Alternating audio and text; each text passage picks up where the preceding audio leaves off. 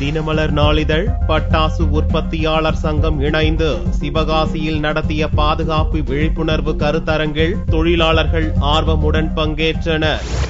சமீப காலமாக பட்டாசு தொழிற்சாலையில் ஏற்படும் விபத்துகள் அதிகரித்துள்ளது. இந்நிலையில் பட்டாசு தொழிற்சாலை விபத்துகளை தடுப்பதற்காக தொழிலாளர்கள் மற்றும் பொதுமக்கள் நலன் கருதி தினமலர் நாளிதழ் சார்பில் சிவகாசியில் விழிப்புணர்வு கருத்தரங்கு நடந்தது. இக்கருத்தரங்கு தமிழ்நாடு பட்டாசு மற்றும் கேப்வெடி உற்பத்தியாளர் சங்கமான டான்பாமாவின் முன்னாள் தலைவர் செல்வராஜன் தலைமையில் நடந்தது. மத்திய அரசு வெடிபொருள் கட்டுப்பாட்டு அதிகாரி வேணுகோபால், முன்னாள் தலைவர் ஆசை தம்பி, தொழிலக பாதுகாப்பு மற்றும் சுகாதார இணை இயக்குநர் பெரியசாமி உள்ளிட்டோர் கலந்து கொண்டனர். தொழிற்சாலைகளின் பாதுகாப்பு, பட்டாசுக்கான வெடிமருந்துகள் கலக்கும் முறை, வெடிமருந்தை கையாளும் முறை, தீக்காய சிகிச்சை மற்றும் முதலுதவி குறித்து துறை அதிகாரிகள் விளக்கம் அளித்தனர். வெடிமருந்தை கையாளுவது எப்படி என்பது குறித்து பேசிய ஓய்வு பெற்ற இணை தலைமை வெடிமருந்து கட்டுப்பாட்டு அலுவலர் சர்க்குணராமன், குடோன்களில் அதிகமான வெடிபொருட்களை அடைத்து வைக்கக்கூடாது என்றும் அப்படி வைக்கும் போது விபத்தின் பாதிப்பு அதிகரித்து காணப்படும் என்றும் கூறினார். இந்த சமீபத்தில் இந்த பெரிய ஆக்சிடென்ட்லயுமே சம்பவம் மிகச்சிறிய சம்பவமாக ஆரம்பிச்சது. ஆனா கொஞ்ச நேரம் கழிச்சு, அரை மணி முக்கால் மணி கழிச்சு குடோன்ல போயிருச்சு. குடோன்ல போயிருந்தாலும் நம்ம இதுபடி விதிகள் படி ஒட்டுமொத்தமாக வெடிக்கக்கூடாது.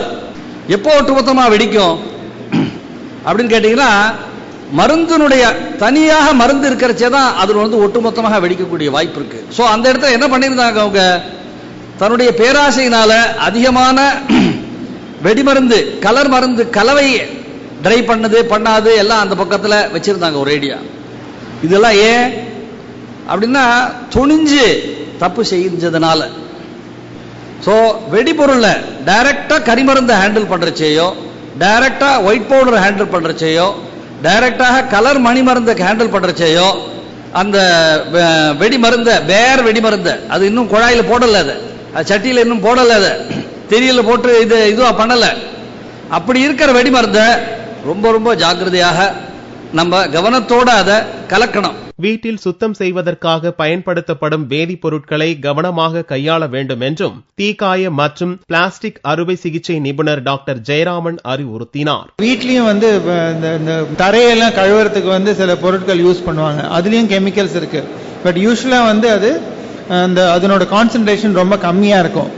இருந்தாலும் அதை யூஸ் பண்ணும்போது ரொம்ப கேர்ஃபுல்லா யூஸ் பண்ணும். அதுல இருந்து வர அந்த புகை கண்ணுல படலாம், அதனால கண்ணுக்கு ஆபத்து வரலாம்.